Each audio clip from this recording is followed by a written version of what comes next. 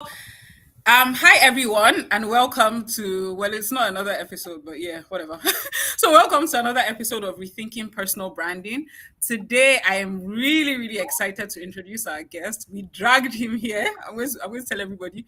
We dragged him here out of his shell. We dragged him out from behind his products and his brands that you all know to come and sit with us and tell us all the magic. So welcome, Goodman. It's so good to see you. And it's so good. And thank you so much for agreeing to do this live session with us. It took a lot, but thanks. I'm glad I'm here as well. Like, thanks for having me.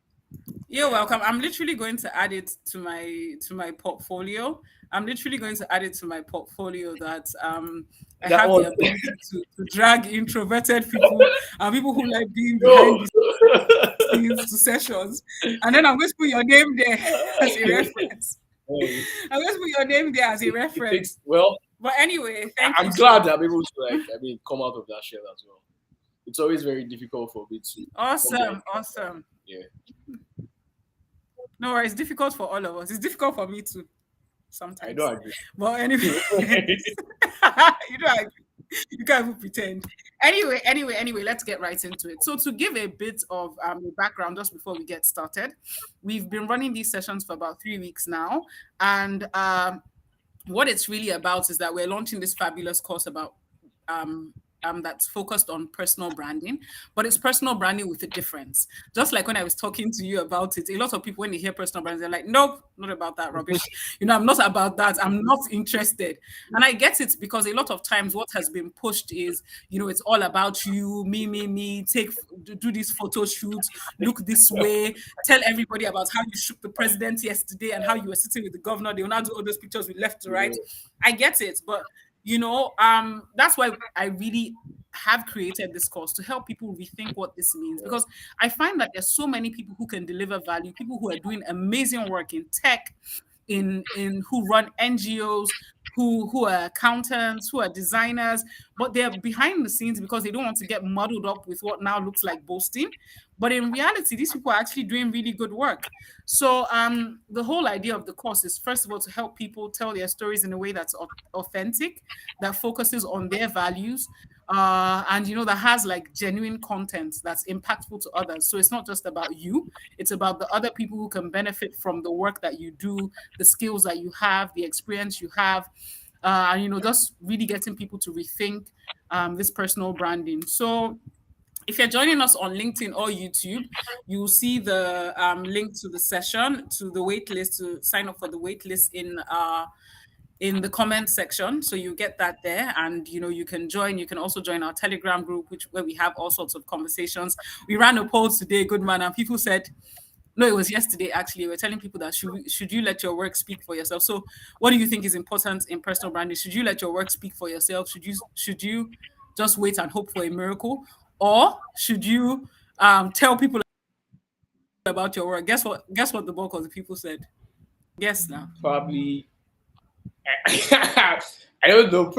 For me, you mentioned I'm an introvert. I'm always like for let the walk talk, like in place of like shouting. But probably people said, That's what they said.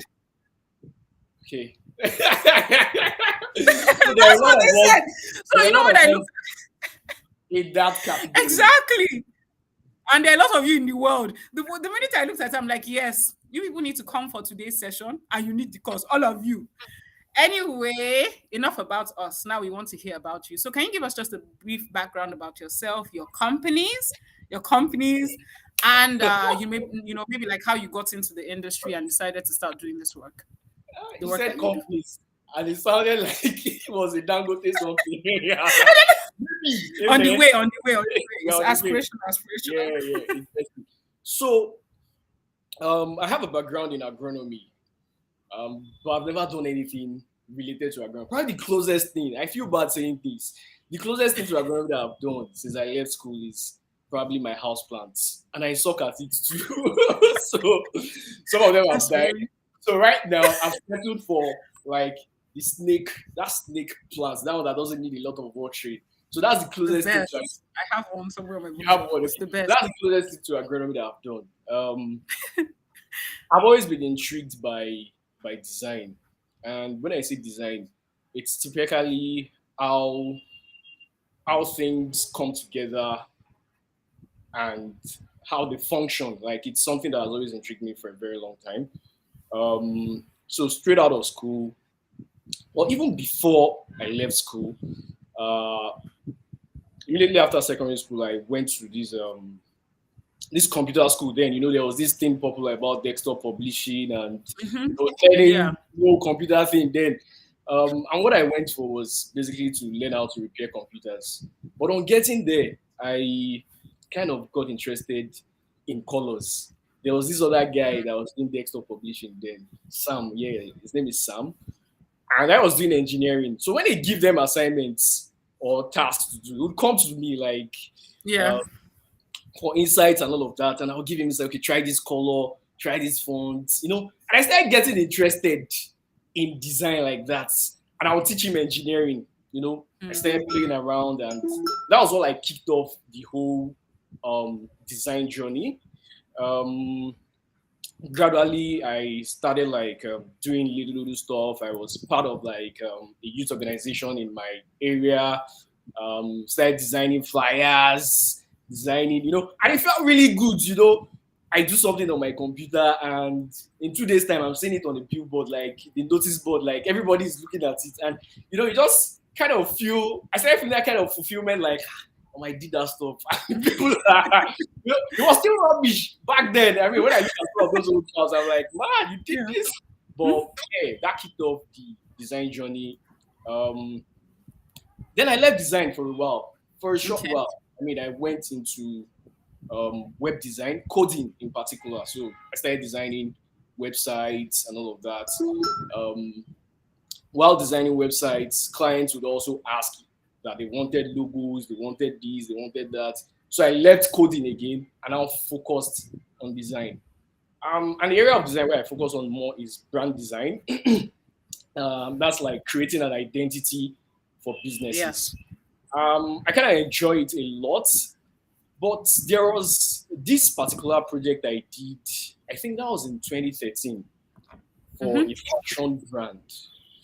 And after doing that identity project, like I kind of got jealous, like that this guy had. It's funny. I've never said. I don't think I've mentioned this before. That this guy is going to go on and build this brand, and I feel like I wanted to do something similar for myself. Um, Mm-hmm. but I didn't know when I was going to start. But I had that inclination that I was going to do something similar for myself. And back in school, I started making t-shirts for guys, like make t-shirts. There's still a backstory to that. But I was like, okay, to start this brand or to build this fashion brand, I can actually like put together everything I have learned from branding. Like it's going to be like my safe space to like experiment my canvas. And that was how Hingees kicked off in 2015. Mm. Yeah. Awesome. Awesome. Awesome. Awesome. So, if I'm correct, this journey started from agronomy. Yeah, yes, agronomy. But to be fair, I wanted to study computer science. The whole jam thing. They Oh, didn't give me I computer science. know. but I had that I determination know. that I was still going to do something with computers in my life. So I just held on to it. Yeah. Hmm. Okay. Okay. Awesome. Awesome. So, did you ever have any stints in paid employment before you decided to start your own organization, your own company? Yes, yes, I I don't I, even know I if I did. should. I mean, Okay. it's organization. Where I did. So I started from there was this company then, an e-commerce company, Adiba Online Shopping. So I Okay. was recruited as a graphic Okay. designer. It was a miraculous thing. Myself and my dad, we talk about it all the time. I just went to meet a client in Lekki Mm-hmm. that year, and I was leaving the client's office, and this man just stopped me and he asked, I don't know how he got to know if I was a graphic designer. And I said yes. Yeah. And he said he's starting a company, an e-commerce company, and he wants me to work with him. And at that time I started enjoying like clients' money, freelance money. I didn't want to work under anybody. And I don't know, but he pushed, and I worked with him for like 8 months before I moved on to Jumia, where I served as Okay. head of. for Jumia Food Africa. So I worked with Jumia for 2.5 years before I set out on my own path. Awesome. Before we get right into the rest of the gist, previous people who have come here have, always like spoken about when it's the right time to take the leap, like move from secured, guaranteed salary alert at the end of every month to, ah, let me just be freestyling it. The day we drink Gary, we drink Gary. The day we eat caviar, we eat caviar. Yeah. So when did you know it was the right time? What gave you the confidence? When did you know, it was Okay. the right time to take the leap for you? I would say like one of the interesting or fortunate things about creative work is most times um, you likely have other side gigs while you're doing your full time work. Like if the full time work is not People so call it what tasking, it is. yeah. PP. So while I was working, I mean, I had like clients on the side that I was servicing, and it was doing real good. And what really made me leave junior at that time, it was as if I was at the peak of what we were doing. Like the work became very monotonous. Like it was all like doing similar Mm. things all the time. So I sat down with an accountant, like, okay, this is what I have been making in the past couple of years from freelance clients. Think I can Yeah. survive out of corporate environment, out of the regular alerts for so long. And yeah, we looked at it together, and she was like, "Yeah, I mean, if you keep it at this pace, you can actually, you can actually survive." And that just gave me the leap, and I knew quite alright that, as a creative person, it might be difficult, but I could still get the opportunity to get back into like corporate if the road gets very rough. So I had a backup plan. Like it was not as if I'm just jumping ship. Like, okay, I want to go and start my own business. No. So that backup was there. Like if it gets rough, I beg, come back into the ship, and Back. I like that. You're the first person that we've spoken to that has said that he actually sat No, down I with an did. accountant to I run did. the numbers. I That did. can I survive? I actually did. Yeah. Interesting. So that must have given you a lot of Yeah. confidence now. So it wasn't like you Nah, just like it moved was without a backup planned. plan. Awesome. It was planned. Awesome, because I'm really tired of hearing all those stories of, I just thought it was a quick thing, and I just everybody needs to have a The interesting thing is, at Jumia, I had like a very good relationship with my bosses, and I started Hingees at Jumia, Okay. and they were very supportive. Like Okay. my bosses would buy products, like they were Awesome. very supportive. I had a boss then that that used to even refer me for side gigs, for design side gigs, way back in Jumia. Like he had friends that needed design work, and they would refer me. And even when I left Jumia, I was still a contractor for a while. Oh, nice. That was a very soft landing for you now. Good man. That's very soft. That's very soft landing. Very soft landing. Okay. Awesome. So now let's get to the question I've been dying to ask you. Just tell me the truth though. Don't think about my cost. Just say it as you think. Do you consider personal branding necessary? Do I consider it what?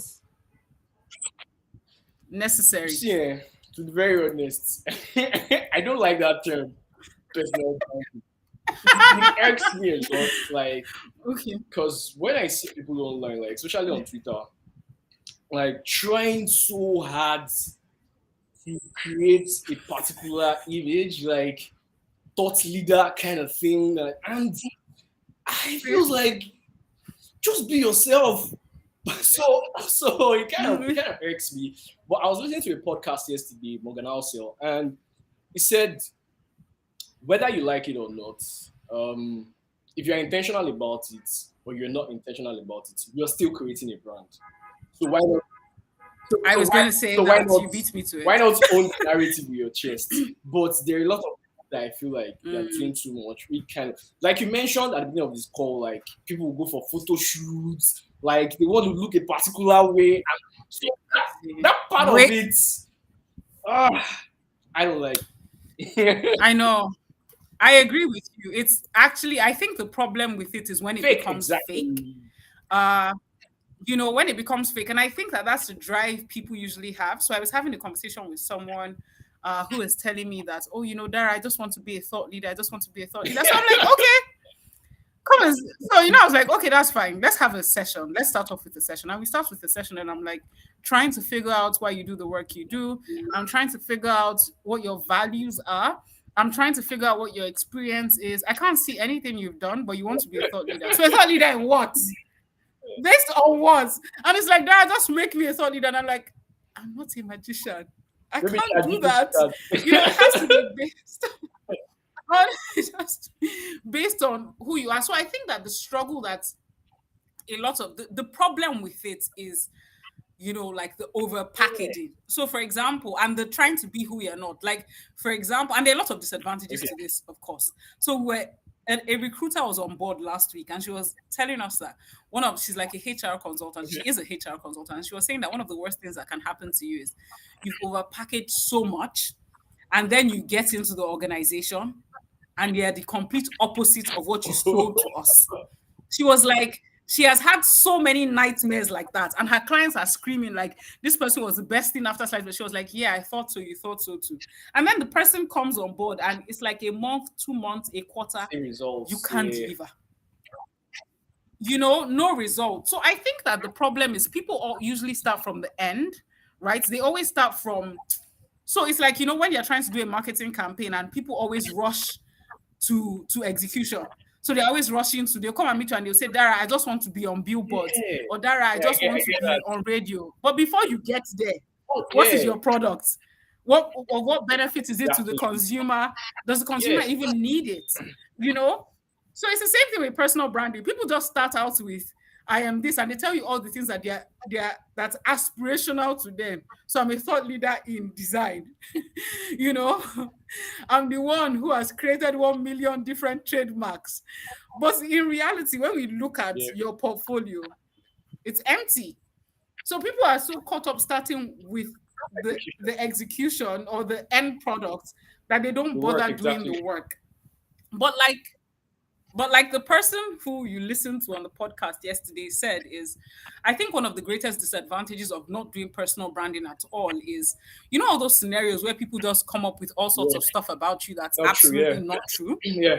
You know, I mean, case in study, when we're working on the comms for this live session, you remember the first profile I said, did that look anything like you?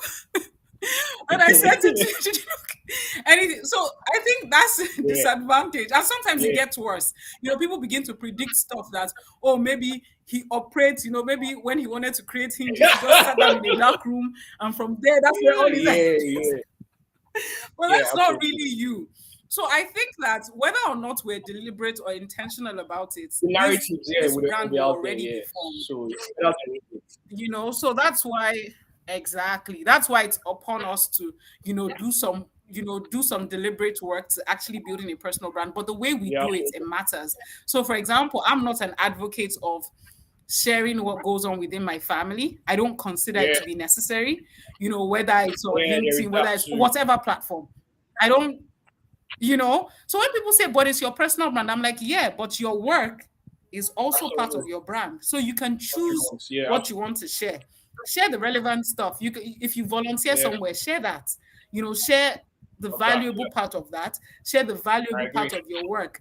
But saying, oh, okay, my dad woke up today, and when he was going out, he just decided that I'm going to wear this T-shirt, and from that T-shirt, it's like I just got this lesson on colors, and I just wanted to share with you people that the white my daddy wore made him have a good day. That's ridiculous, So that's the kind of stuff that I think that people shouldn't do. But Yeah. as a designer, I need to Yeah. ask Goodman that what kind of, so do you feel like designers should have, like, how would you say that designers should showcase their work if they were to build a personal brand? If you remove all the part that irks you and you just think about it in the sense of what we've defined, what do you think is necessary for people in your line to do? So I am not just going to say like designers. I would say more of like Okay. creatives. we Yes, are creatives, we awesome. are not generally, a lot of creative feels like they feel like what we create is not good enough for the world to see. Like we always have Mm, that hold back that you don't want to put it out. But it's really important to put out what you're creating. Like not just for not just for other people, but even for yourself. Like it's important to mm, publish often, like to put out your work often. What that does for you most times or sometimes is you're able to get feedback, and with mm, feedback you can definitely grow as a creative. So, but there is always that thing of imposter syndrome, like I'm not good enough, and that perfectionist tendency that always comes in, like you need to refine and refine and refine and refine, but that inhibits growth a lot. So it's really important, like you put out your work as a creative person, as a designer, like let it out into the world. It's a piece of yourself. It's like a gift that you have that you're sharing with the world as well. And if you're holding it back, mm. you're depriving a lot of people of the awesomeness that you have, and you don't know that the value to add to other people. So I mean, it's important to share work. Mm. So, but you said like I love designers, that. Yeah. I mean, there are platforms specifically for design work. Places like Behance, Dribble, and even these days, Instagram and Twitter. There are places where you can actually put out your work. Essentially, right now. Yeah. Mm.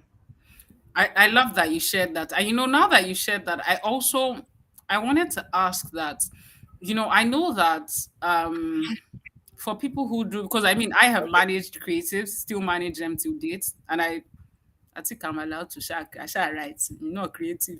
Anyway, my point is, I know that I like that you mentioned Yeah. imposter syndrome. And I think that there's also this challenge with, I don't know, can you see the comments? The Yeah. Yeah. comments I've actually seen. coming in. Interesting. So Okay. yeah. So the what's it called? I think that there's also this challenge of, the fear of something that you've worked on so hard and you put it out and you just get bashed. And I think that sometimes takes, creativity in itself takes its toll on your It mental health. does. That's the truth. It does. Whether you're a writer, a It designer, does. It animator, does. whatever you are, filmmaker, it takes its toll. So how do you balance this? Because So people can be really nasty, so you know. So how do you balance that, so personally, or how do you deal with that? Yeah. I I try to like I try to like see it as like I am creating this thing for myself, not just for people to like me, or not just for people to like what I am Mm, doing. It is, if you are mm, authentic to who you are as a person, like you have that level of self-awareness to some extent, it kind of helps you be original. Like you're not doing things to please people. Like you're not carefully curating your feed. Like, okay, this color is going to balance, or this stuff is going to look good on this page, or it's going to do that. You know, by the time you're doing that and you get heavy criticism, it gets to you more. But if you're doing it for yourself, mm, like that, this is me, this is who I am, whether people vibe with you or not, I mean, it is just for yourself. You're not doing it to please any other person.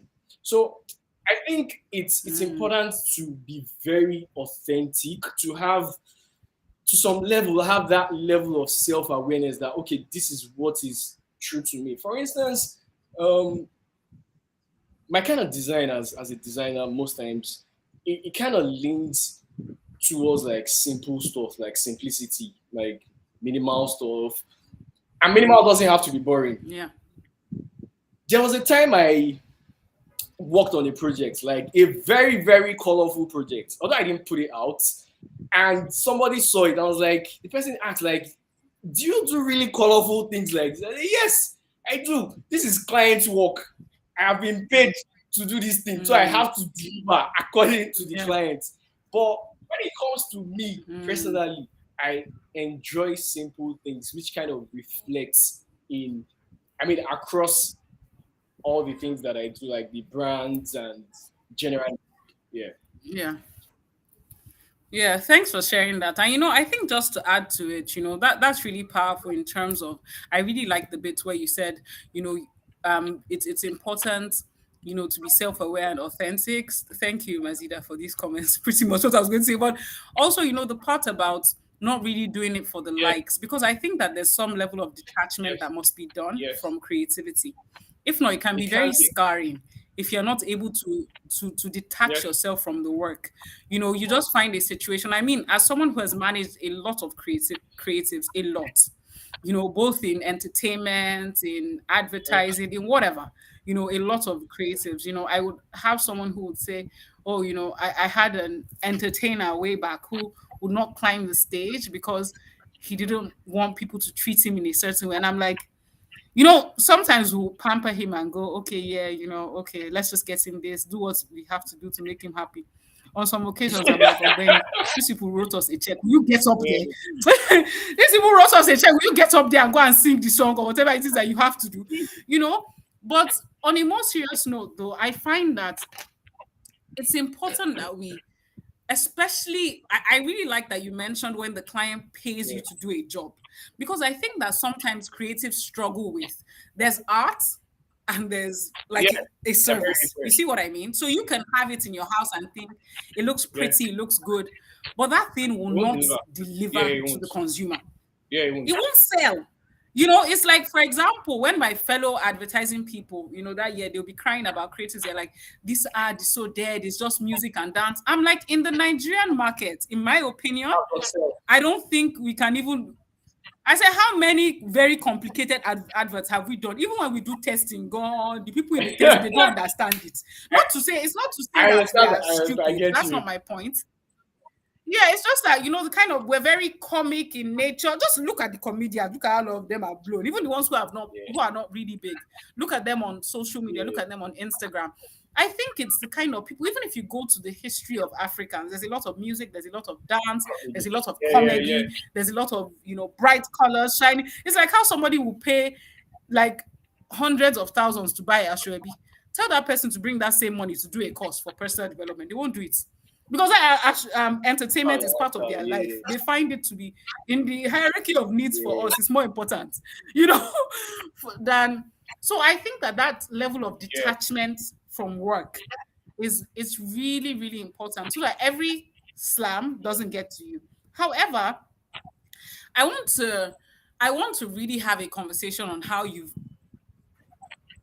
been able to make your creativity, how you've been able to turn it into a viable business. Using your hinges, your brand hinges as a case study. How did you create the products for yourself? Or did you start out creating them for yourself, or did you have a target that you really understood? And how did you get yourself to a point where have you had like, and I know this question is like one ABC. I'm notorious for doing that. But sorry, how did you also get to yourself to a point where you're like, have you ever had to like kill a product line Ah. that's not working and you're like, Let, okay, good man, this doesn't work. Let's give let, the market what yeah. they want. So like, because I know those are type of things that Thank you. creatives struggle with. So how have you like? So I mentioned earlier on that Hinges started from, I mean, when I saw a brand or stuff like that. But the main backstory, Yes. when I started designing that time, I I met someone that is still like a mentor to me right now. He was into the t-shirt business. Okay. He was also a graphic designer. He runs one of the big agencies in Nigeria today. So they had a t-shirt line way back then, Mm. you know, and meeting him was like one of the very first times that I saw where, as a creative, you could actually make something and sell it to somebody. and they'll pay you like they would really pay you. They were making t-shirts then. So it really fascinated me a lot. Like you can design and print on t-shirt and somebody will be wearing it around. So so I learned a bit of that then, and I started making t-shirts for my guys in school. And it felt very cool. Like, guy, I made that shirt that guy is wearing to class. So that was like the like the very first time I started making things like that. So straight out of school then, before I went for NYSC, I interned at a printing press in Shumon, like to understand like the rudiments of printing as a designer, because design is digital, print is production. That's like bringing it to life. So I wanted to understand like all of those chain like that, like bringing a product to like physical. So that kind of helped, and it gave me like very good background. And then I continued designing for clients until when that incident happened, when I designed a brand for someone.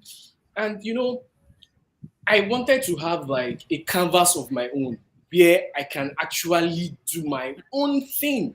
When you're working for clients, you have like constraints. You can't just do what you want. Like you're telling the clients like this is what will work, and the client is like, no, you don't know my business better than me. So and this person is gonna pay you. So you have to, I mean, go by what they want. So I wanted to do something for myself without any form of restriction. And I wanted to marry that with my knowledge of design and branding. So t-shirts was the very first medium to do that. And I kind of like t-shirts that would spark conversations. Like you enter somewhere and somebody Okay. looks at what they wrote on that t-shirt, and then like the person just literally repeats it. So we started with like conversational t-shirts that would also inspire people to Yeah. take action. I mean, we still make some of those t-shirts today, but it has grown beyond that.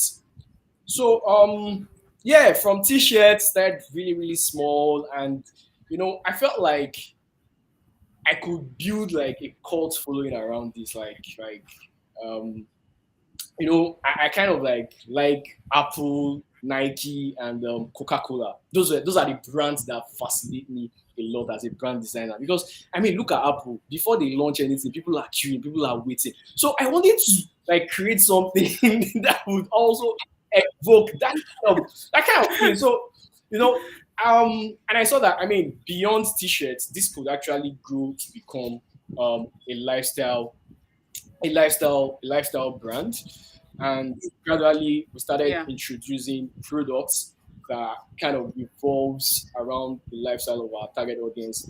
I would say, like I mentioned before, as a brand designer, like I actually wrote all of those things down, like our target audience, the market, all those things. It was very, very specific. I remember initially then our major targets were people at Andela then, like Andela, I think Capital Hub, like I wrote it down. And it was so funny that we usually get a lot of orders from guys from Mandela Wow. way back then. So That's it very was detailed. it was very, very intentional. But the product line, um, a lot of times, like the new products usually arise from like a need that I see. Like I'm trying to get something, Okay. or I see something somewhere that I can't reach. They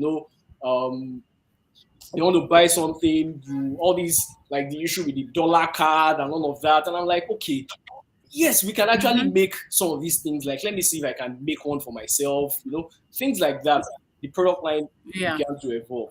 We also get feedback from customers, because it's not always about you yourself, like the business owner or the person that started the business. You need to get feedback from your customers, what they want, all of that. Consumers. So Yeah. it's a blend of everything all together. But the bottom line is, Hinges for me a lot of times is like a canvas to express what I'm thinking, like to express my own creativity, the things I want to see in the world, like things like that. Yeah. So Awesome. Fabulous. Fabulous. That's very, I honestly, I can't remember. That's very detailed target audience targeting. Or that's very Yeah, detailed targeting. yeah, I'm like, what? Like you actually yeah, wrote yeah. the Wrote that companies? down. That's Wrote that very down. detailed Wrote that down. targeting. Very detailed targeting. You obviously have evolved from, yeah, you're not just a regular, very obviously. You're obviously you're a businessman. But I also wanted to speak about something that I've noticed in some Yeah, of your products. Um, and I'm so embarrassed now because it has completely skipped my mind. And I'm not at the right table. But anyway, I wanted to talk about, and this stems from personal branding, the disadvantages of the the kind of personal branding that's being pushed now is that people think it's so about them that even collaboration is not like what it used to be. People are very hesitant, especially you find creatives who they just want to put their name on the work. It's me, it's me, it's me, I'm the one that did it, and we put it everywhere. And then you also find that um there's that, and there's also this there's just this self-centered thing that's so bad that it doesn't give other people room to grow. So I wanted to really talk to you about how you um what your approach is to like collaboration through like the work that you've done, how important you think it is generally for creatives, like to collaborate, even though I understand the fears that people have, to be honest, because sometimes to really finding people who have similar values or share in your vision or are honest or are ethical, any of these things can be a challenge, and I get that challenge. But at the same time, there's room for us to, bring other people up. There's room for us to yeah, complement people's work with us and stuff like that. So I just wanted to know, especially with the notebooks, what's your approach to that? And will you say your experience in it has been great? And will you encourage, creatives to consider collaboration as a room for growth? yeah. I Or mean, it yeah. is extremely important. I mean, to collaborate. I think it is very important to collaborate because when you look at it, like we have very diverse skill sets, and yeah, it's very It's true. diverse, and you can't just do it alone. You are going to burn out. Like you can't try to learn everything, like you want to, just like you mentioned, like people just want to have their name on things, like okay, I did it. But you find out that when you join forces, like the output is always like way better. But the fear comes from like getting people that you share similar values with. Yes, that is a very Mm, big fear. So it's why you have to be very, very intentional about your own values too. If it's possible, like you know, mm, document these things. Like look out. It's not just like a value that you have in your head, like okay, yes, I like this, I like that. But document those values, like let it resonate around you. And in a way, you would kind of attract the people that resonates with that value as well. You know, and when you join mm. forces, the output is always way better than you just doing things on your own. For the create note parts, I mean, the goal is yeah, Create. I was trying to yeah, remember. yeah. Create. I So was so create.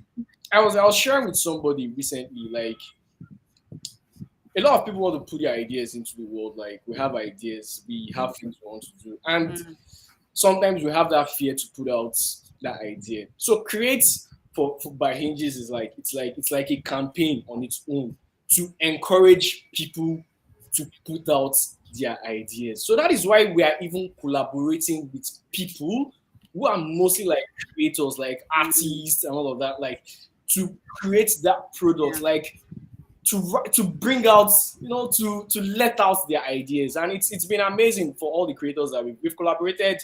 I mean, we're on our second collaboration right now, and no regrets at all. It's been amazing entirely.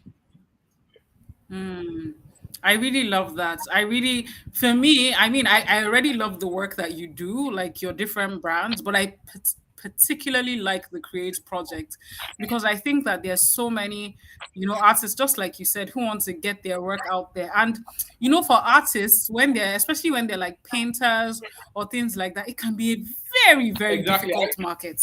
And for some of them, they don't really even know how to make that switch from, okay, I'm making fine art to I Yeah. need to run a business, or how do I sell this? So you find a lot of them, they have so much great work, but that work just dies in Yeah. the And it doesn't studio, reach a lot of people too So I feel sometimes.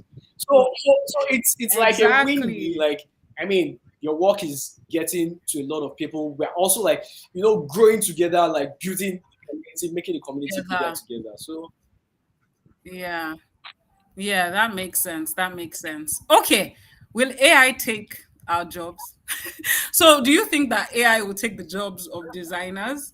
Do you think they'll be out of work and homeless and hopeless and hungry? Okay, that's a little too extreme, but so yeah. so What do you think? the bottom line before I say what I think is, if you don't innovate, you will die. That's just it. Innovate or die. That's it. Mm, So before our own generation of designers started using Photoshop, Illustrator, and the Adobe suites, like the generational designers, like the very old designers, they would literally, especially for print, they would literally manually set type blocks one by one. Like it was a very, very tedious process. And then this software came around, mm, you could whip that up is true. um, a flyer or a That's true. design in just very few minutes. There were people that didn't evolve over that Yeah. time, that they were kind of like, if you're arrogant, you would die in natural death. No, it's the truth. Like, you would die in natural death. Yes, Say if you're you just arrogant. die in natural death. Like, and I have to. innovation, I'm going to write that down. If you're innovation arrogant, will you take die a over. natural What death. AI will just do is it's going to breed a new generation of creatives. We've got on this call right now. We're talking Mm, about like Chat GPT, you and I. Um, and I mm-hmm. mentioned, I mean, copywriters and all of that. There are a lot of people that just takes what this AI gives them verbatim, and you can't take it verbatim. Like, you need to have that human element. So what is going to distinguish people who use AI from people who don't use AI is the ability to be able to like bend that AI towards the output you actually want. So if you are waiting saying that AI will take your job and you don't do it and you're just chilling with your traditional way, well, people who know how to use AI way better would. Because if you're doing a project for a client, they really don't care a lot of the times about what goes on behind the scene. They just want output. So, and That then is there is true. this designer or there is this creative that can get out this work in a shorter time. And you are saying like, oh, I'm just going to go the very traditional way. Like, take. It's important. It's important to go like. I mean, I'm not saying you should skip all of the processes. It's really, really important to like go through all of the processes because that kind of helps authenticity, but you need to understand how to use these tools as well, like to speed up your work, to make it way better. AI is not going to take over the jobs of creatives. I don't think so. You just need to understand how to like use AI to your own advantage. Love that. Love that. That was an entire TED talk. That last bit. That was an entire TED talk. Oh, that was really good. I really like that. I really like that. So the last thing I'm gonna ask before we go, before I figure out if you've changed your mind about personal branding, is so a lot of times when you're starting out as a designer in a very saturated market, well, everything, even if you're selling water, so Yeah. everybody's selling water, right? How would you say how will you start to create your footprints? Uh because I know that so you, for example, let's take you, for example, and I'm talking about Goodman Studios, like your Okay. design outfit. Like, I knew about you and your work before I knew you, Yeah. right? So it was like everybody was always talking about this guy. I'm like, Kilo Dego. Like, anybody that wants to do any design thing, they're always like, it has to be this good one, it has to be this good one. And there are some people who could swear by, like the work. But most importantly, I found that, let me tell you something very interesting Okay. that happened. I actually started being able to like tell the work that you did. Wow. I'm not even joking, Wow. without knowing you. like if I see some, and maybe it might have been as a result of the fact that we're also kind of in the same Yeah, circle to an extent, like we have some yeah, similar friends. So I would see this work and I'm like, Tibasha Tiriti logo yeti minimalist. I say, they will say yes. I was like, I say, when I see that there's no color ah, there, there's just like one color, like monochrome, maybe something, then the thing there's just like one A or like one B. I say, this is good man. I did this, so they'll say yes. But in the end, the truth is that's because I was also in that space. I also we knew similar people and stuff like that. There still has to be some journey, some ripple effect. I don't know how to explain it, but somebody has to have seen the work that told yeah, somebody to see somebody that told someone that, oh, this yeah, person is great for that person. So as like a creative, like how do you really, get your work out there? I know you spoke about Behance, but before like people get to know your work, like is it enough to just like put your portfolio on Behance? Like how do you begin to like create a reputation for yourself? Because in fairness to you, and I'm not hyping you because you're here, um people would say, okay, not just that the work is clean, but like he's a great guy to work with. Like I tell him I want this, he delivers. I don't think I really have like any negative feedback, or maybe I haven't spoken to the right people. I don't know. Maybe people I've spoken to, they're nice people and they don't talk bad about people behind their back. I don't know. But it's like, but if you give it to the guy, like he would do it sharp, like oh my shit, oh my clean, and stuff like that. So that shows me that it's not just yeah, the work, it's not just the quality of, it's not just the actual work, it's also the ethics and your yeah, reputation as well. yeah. You know, your reputation in terms of how you do your work, the kind of person you are. Not that you collected somebody's money and you ran away. I don't know if you've done that too. I'm just saying that these are like this is the kind of feedback I've gotten. So, how do people create that Okay, for themselves? How do they showcase their work? How do they also build the behind the scenes for the work in a way that they don't get, a reputation that will completely kill all their work, even if it's good? So how do they like set themselves up? okay. Um, so one of the things that I've realized is, or the most important thing is people. Like behind, Mm, behind the screen, behind all of the work, behind all of the products, behind all of the noise, we have people there, and people want to connect with people. mm, Like not just machines, not just robots. Like, so I think it's important to be very people centered beyond anything mm, first. Like being people centered, like um, trying to give value essentially beyond just delivering work. It mm, goes a very, very long way in helping you to build that reputation, or that value that you're looking for. And it kind of helps build like long-term relationship. Like, it's mm. what adds the major value to the work that you're doing, like beyond the work itself, like being very Doing. people Mm, centered. That's like the bottom line of it. And we always say this at Hingees as well, like that whatever we do, like we always try to put the customers first. Like go out of mm, your way to see that the customer is happy and satisfied. So when you do things for people, like they won't forget. There is this thing about like um this saying that people will not remember the things you say to them, but they will always remember how you made them feel. Like they might not remember like the specific that's true. service or the specific product or the specific anything, but the way you approach them or the way you treated them, it would always stick. So even if the work is not great or the delivery is not fantastic, it kind of helps like to create a bridge for conversation. So putting people at the center of what Mm, you do is really, really important, I think. mm. Awesome, awesome. And I can testify to the fact that if you make people feel great, because whenever I get a Hinges package, I'm always like, yay! The packaging is awesome. It genuinely makes me happy. Like everybody in my house, whenever they say we want to buy something for somebody's birthday, like I say, it's Hinges, and they're like, is this guy giving you some money? I'm like, no. but Don't worry. but We'll, the work is good, we'll and you start guys a are going loyalty to program very soon. please do. I'll say, and you people, then when I tell them, I'll say, did you say that it's from me? They'll say no. I'm like, what is wrong with you guys?